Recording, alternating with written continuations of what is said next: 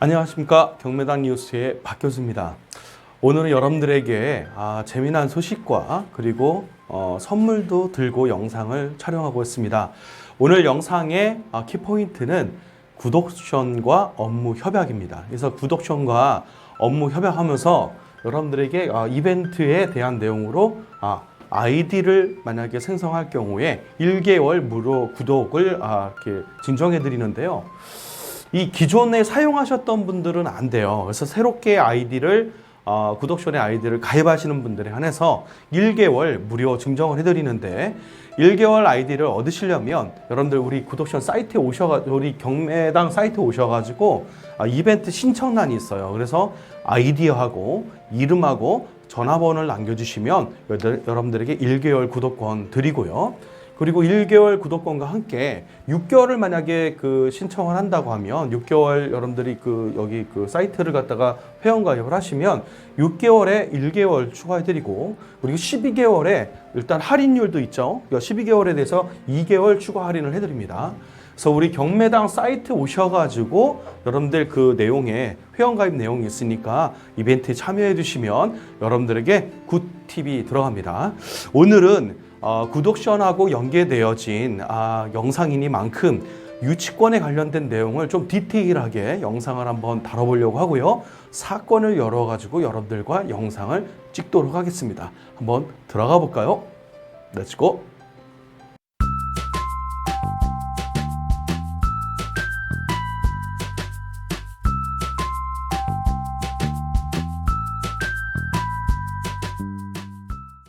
자, 여러분들 굿옵션 사이트를 해서 들어왔습니다. 오늘은 굿옵션과 업무 협약이다 보니까 굿옵션에 대한 광고를 좀 섞어서 좀 영상을 촬영하려고 합니다. 이 굿옵션이 예전에 아주 오래됐죠. 그리고 이 보는 부분들이 굉장히 직관적으로 돼 있어서 처음 하시는 분들도 어렵지 않게 경매에 관련돼서 사건을 검색하실 수가 있어요. 근데 여기 주소 부분에 넣는 거 여러분들 만약에 모르시면 주소를 집어넣으시면 바로 사건이 검색된다는 거 여러분들 참고해 주시고요. 경매 사건은 바로 이렇게 검색해서 들어가시면 됩니다. 로그인을 하셔야 되고요. 자, 저는 지금 경매 검색에서 이미 종합 검색에서 제가 관심 물건으로 몇 가지 넣어놨습니다. 물건으로 들어가면 관심 물건을 갖다가 이제 등록을 하면 이렇게 관심 물건에서 목차를 보실 수가 있어요. 만약에 관심 물건 들어가기 전에 이제 경매 물건 들어간다고 하시면 종합 경매 물건에서 저 같은 경우는 여기에 있는 테마를 좀 고릅니다. 이 테마 중에서 제가 오늘 고른 테마는 뭐냐? 유치권에 대해서 여러 가지 내용이 있는데 여지 있는 물건 검색을 했습니다. 유치권 배제 신청도 있고요. 유치권에 의한 형식적 경매도 있는데 저희 여지 있는 물건 중에서 검색을 해서 관심 물건을 등록했습니다. 이 관심 물건 등록한 것 중에서 유치권과 관련된 내용을 여러분들에게 같이 한번 물건을 좀 보려고 하고 있어요. 자, 어렵지 않은 물건부터 시작해서 한번 보도록 하겠습니다. 여기 지금 영상에 나와 있는 이 물건은요. 확대를 좀 해보도록 하겠습니다.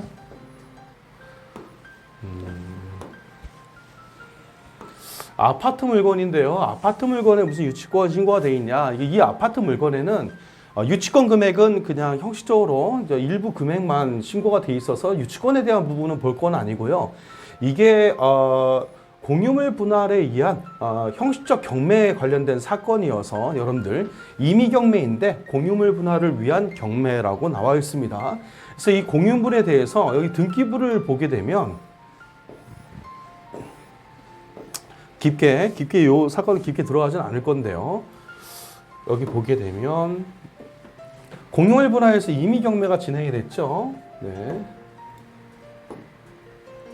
임의 경매가 진행이 되어졌죠. 그리고 유안에서 흙과 나무 외 일명이라고 되어 있는데 이게 1% 지분을 가지고 공유물 분할 청구를 했습니다. 그러니까 지분권으로 남아있다 보니까 서로 금액이 안 맞잖아요. 판이 많이. 그래서 서로 이제 가족들이든 혹은 공동투자자든 서로 말이 안 맞다 보니까 이 중에서 누군가 한 명이 지분을 갖다 양도한 상태에서 공유물 분할 청구에 의한 경매를 매각했습니다.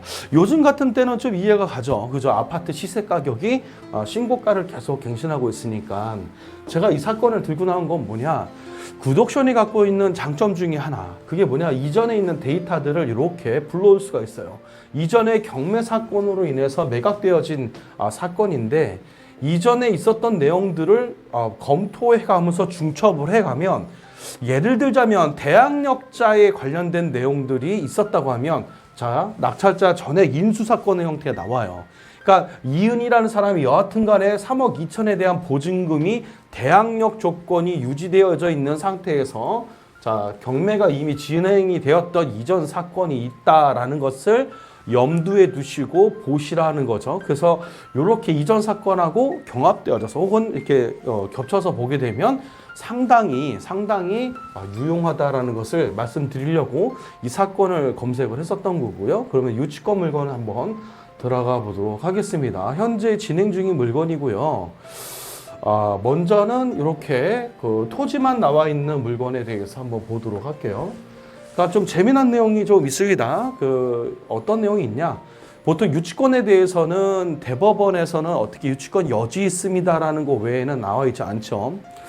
여기 그 굿옥션에서 나와 있는 팁을 한번 보도록 할게요. 상당히 짧으면서 임팩트 있는 팁이기 때문에 여러분들 이 팁이 전체적으로 유치권과 관련된 내용들에는 다 달려 있더라고요. 주의사항이라고 되어 있고 전문가의 코멘트라고 되어 있습니다. 전문가가 의견을 제시한 내용을 한번 좀 확대해서 보도록 할게요. 자, 여기에 대해서 어떻게 나와 있느냐? 전문가의 의견인데요. 본건은 유치권 신고가 된 경매 물건입니다. 기본적인 유치권의 성립 요건은, 그래서 기본적인 유치권의 성립 요건은 유치권의 원인 채권, 그쵸? 피보전 채권과 피보전 권리에 대한 내용입니다. 경매되는 물건의 가치 증가라고 되어 있어요. 이게 뭐라고 제가 설명을 드렸죠, 그렇죠? 유익비에 해당하는 내용을 설명하고 있습니다. 상당히 이런 팁은 잘 달지 않는데 디테일하게 달아주셨어요. 보전하고 변제기가 지난 채권인 경우 320조 2에서 변제기가 지나야지만 된다라는 내용과, 자, 이어서 채권 회수를 위하여 유치 및 점유, 직접이든 간접이든 무관하다라고 나와 있죠. 직접 점유든 간접 점유든 무관하다. 자, 그래서 채권 회수를 위한 유치, 이것이 이제 점유와 같은 말인데 직접이든 간접 점유든 무관하다라는 내용 굉장히 간결하게 나와 있고요. 자, 이렇게 되어 있어야 된다. 그리고 조사 방법은 실질적으로 현장에 대해서 가서 봐야 되고요. 그리고 이제 공사의 내용과 세목 등을 파악하고 이를 기초로 해서 이해관계자를 탐문 조사해서 성립 여부를 판단해야 된다라는 내용으로 이렇게 전문가의 코멘트가 달려 있습니다. 상당히 중요한 코멘트예요. 이 내용을 이해하셨다고 하면 유치권에 대해서 전반적인 내용은 다 알고 있다라고 보셔도 상관이 없습니다. 자, 그러면 다시 한번, 자, 이렇게 정상적인 내용 그 틀로 해서 한번 다시 한번 보도록 할게요. 자, 보시죠.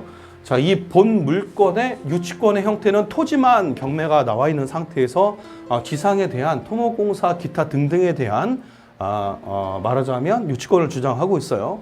여러분들 토목공사도 이 재산의 가치, 그러니까 토지에 대한 재산의 가치가 유익비를 형성하고 있다. 그러니까 증가, 그러니까 재산의 증가를 예측할 수 있다라는 내용이 있다고 하면 이것도 유치권에 대한 부분으로 봅니다. 자, 그러면 여기서 왜 유치권과 관련된 부분에서 한 가지 팁을 좀 갖고 넘어갈게요.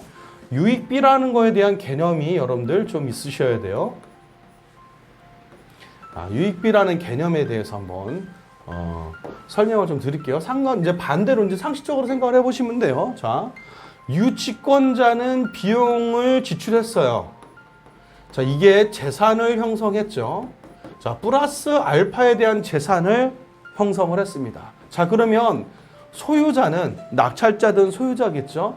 자, 이렇게 플러스 알파 된 재산에 대해서 취득을 하게 돼요. 그러면 예를 들어서 불로소득이 되어진다. 우리나라는 불로소득을 인정하지 않죠. 불로소득이 되어진다고 하면 이 사람은 노력한 거 없이 이득을 취하게 되어 있어요.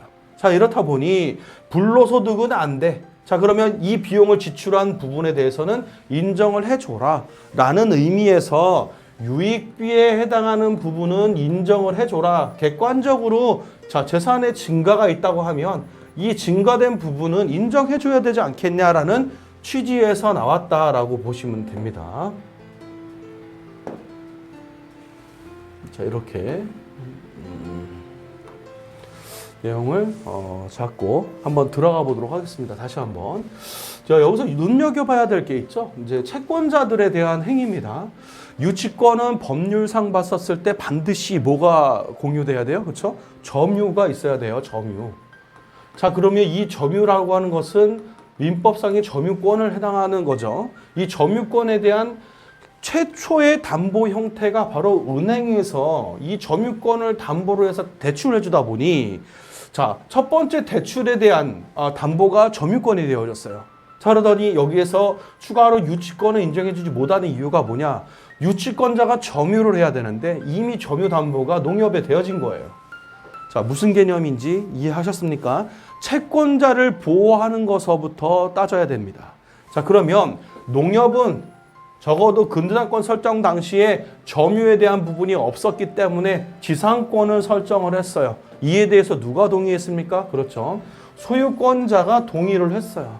자, 그러면 명백하게 위에 지상의 점유권은 없었다라고 보는 게 맞죠. 자, 그러면 농협은 불측의 손해를 예상을 했죠. 공사가 진행이 되지 않았으니까.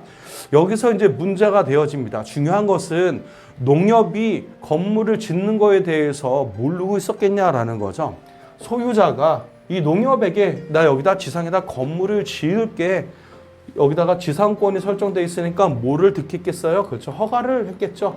허가를 원했겠죠. 그래서 이쪽에서 허가해 준 거예요, 은행이. 하지만 지상권이 그대로 유지되어 있는 상태에서 그래, 건물 지어 라고 했었을 때 유치권과 법정상권에 대한 문제까지 발생하는 거죠. 이미 지상권에 대한 담보는 은행에 갖고 있고 이 유치권에 대한 부분에 대해서는 공사업자가 그냥 허가를 받아서 허가 신청을 득해가지고 공사를 시작했을 수도 있어요. 자, 근데 지상의 공사에 대해서 만약에 한다고 하면 적어도 점유권에 담보가 되어 있을 법한 이 지상권은 지우고 공사를 했다고 하면 이 농협이 여기에다가 공사를 허가해 준 부분이 인정이 되겠지만 은행은 이걸 너무나 잘 알고 있어요. 그래서 공사해. 공사해서 건물 지어. 대신 건물 지으면 이거를 공동담보해 주면서 지워줄게 라는 거예요. 조건부여인 거예요.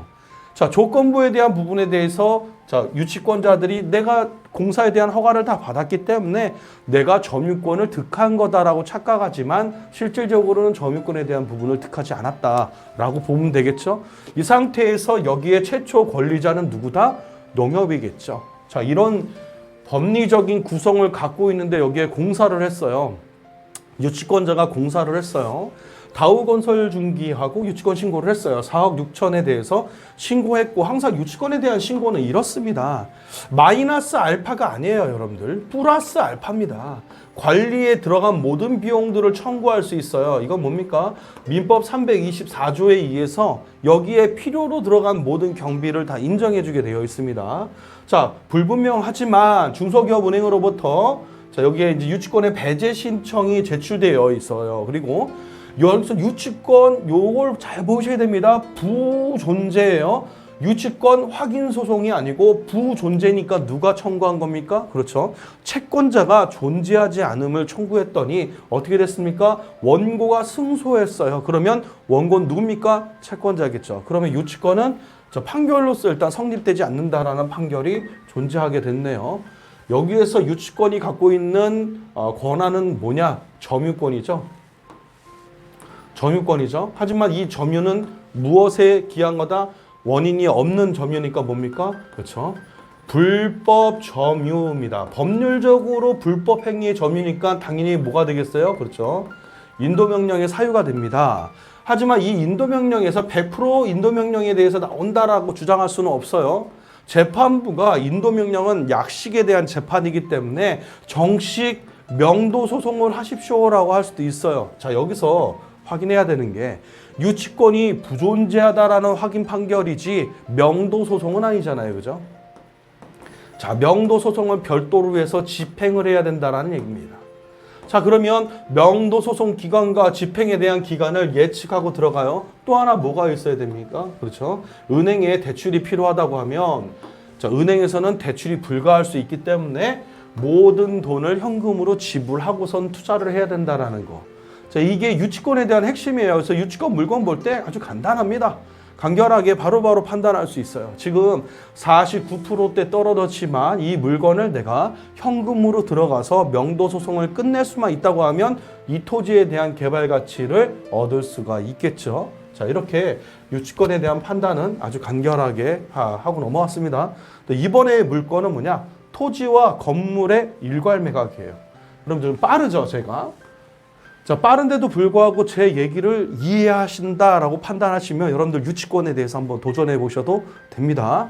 자, 그러면 이 물건은 여러분들 보시기에도 물건 번호가 두 개 있죠. 하나는 이미 매각이 되어졌으니까 유찰에 대한 물건 번호가 있으니까 당연히 물건 번호를 작성하셔야 되겠죠. 자, 이렇게 해서 이 내용에 대한 물건을 이제 사진을 보면 공장이 지금 들어서 있어요. 자, 그러면 일단 우리는 사건에 대한 내용부터 한번 보도록 합시다. 전문가답게. 자, 이렇게 쭉 보다 보니까 건물이 존재했네요. 근데 건물이 언제부터 존재했고, 점유 관계가 어떻게 되느냐. 유치권은 점유 관계를 따져야 되니까 가장 중요한 부분이 됩니다. 자, 이렇게 사업자다 보니까 이렇게 뭐 공장이다 보니까 사업자가 점유를 하게 되겠죠. 그래서 2019년도부터 그리고 2016년도부터 점유한 사실이 있네요. 그럼 이 건물에 대한 건축 연역을 한번 보도록 할까요? 2008년도부터 건물 등기부가 존재했고 유치권이 이전부터 존재했느냐라는 거예요. 이미 조인현이라는 사람은 비용을 다 지불한 상태에서 이 부동산을 사용하지 않았을까라고 예측이 되어집니다.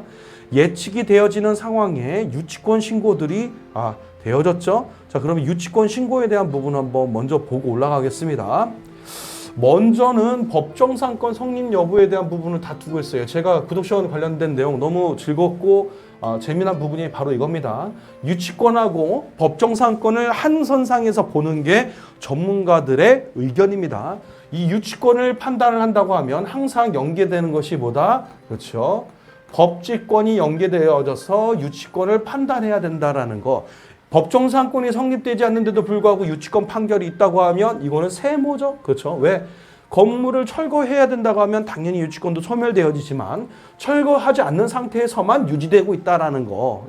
예, 이 상태가 지금 현 상태죠. 그래서 법정상권의 성립 여부를 보면서 유치권에 대한 연계성을 같이 보는 거, 이게 굉장히 중요합니다. 자, 유치권이 여지 있음에 대한 거니까 이제 신고된 부분을 한번 보도록 하겠습니다. 2021년에 유치권 신고를 했지만 이전부터 공사를 했을 것이다라고 예견이 되어지고요. 5억 7천만 원을 신고했으니까 플러스 알파가 되겠죠. 여기서 이제 플러스 알파에 대한 비용이라고 설명했고요. 자, 유치권 배제 신청을 했어요. 유치권 배제 신청을 했는데 어디서 했습니까? 자, 유동화 전문회사니까 양수받아진 양수인의 자격 조건으로 유치권 배제 신고를 했고요. 아직 판결에 대한 부분은 없는 것 같습니다. 자, 연체금에 대해서 전기세, 수도세 연체금을 인수할 수도 있다라고 되어 있어요. 여기서 인수한다라는 이 내용은 뭐냐면 무자력자이기 때문에 그렇습니다. 채무자가 돈을 변제할 수 없는 뭐다? 무자력자다. 무자력자이기 때문에 자, 낙찰자가 인수할 수 있습니다라는 내용을 한 거예요. 하지만 이 채무자가 자력이 있다라고 할 것 같으면 이거는 다시 청구할 수가 있겠죠. 이게 이제 민법의 논리니까. 자, 거기까지 이해하셨다고 하면 여러분들 상당히 수준이 있으신 겁니다. 그리고 이제 여기에 산업 폐기물에 대한 방치 여부도 체크해야 된다라는 거. 요즘에 가장 중요한 부분이죠. 이 산업 폐기물을 갖다가 여러분들 그 톤당 산업 폐기물이 만약에 굉장히 독극물이라던가 이런 경우에는 상당한 비용이 나와요. 그래서 이렇게 공장이 경매되거나 하는 공장들에 이렇게 적재를 해놓는 형태가 많은데 요 폐기물에 대한 비용 청구도 생각보다 많이 나올 수 있기 때문에 이거 반드시 체크하셔야 돼요.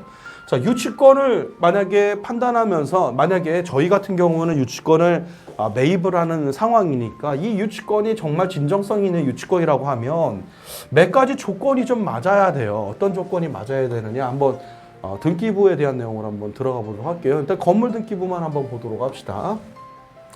여기서 보면 보존 등기되어진 2017년 토지 등기부에서 건물 등기부의 보존 등기를 한번 볼까요? 2008년도 2월 5일이에요. 자, 그리고 나서 소유권 보존이 된 상태에서 은행에서 대출을 받지 않았어요.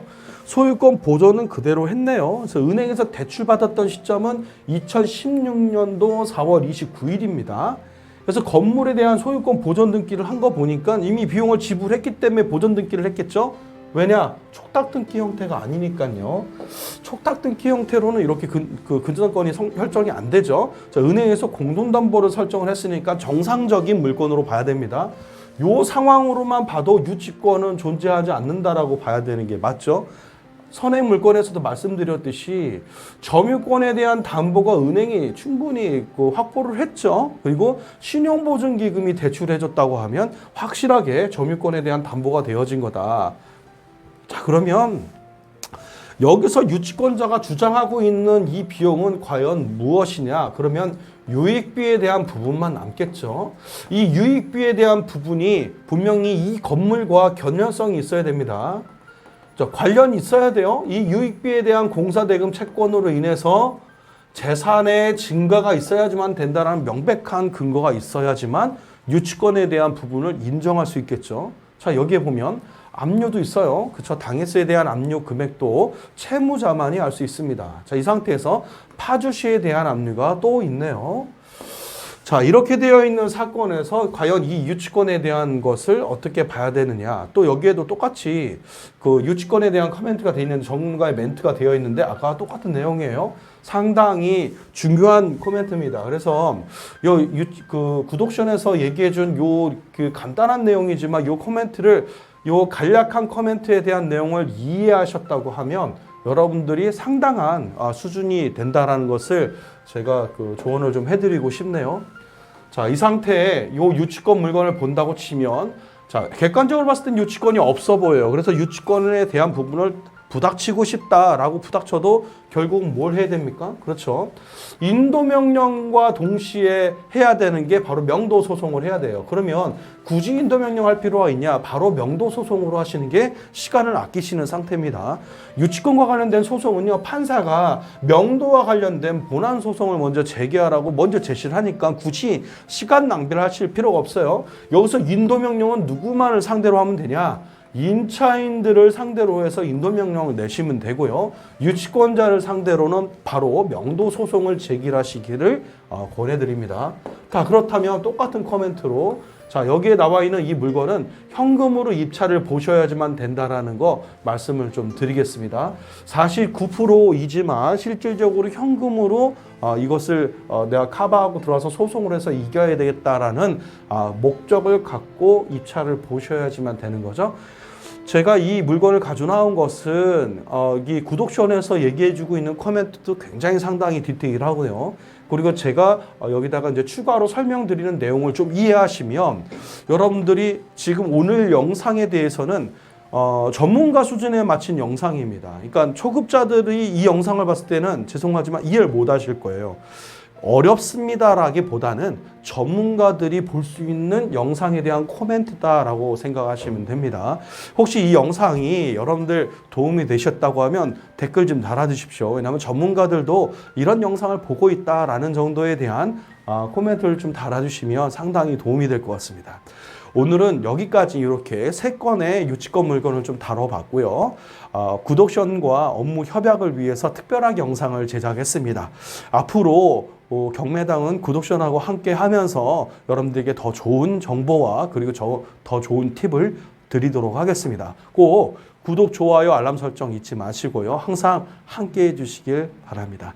감사합니다.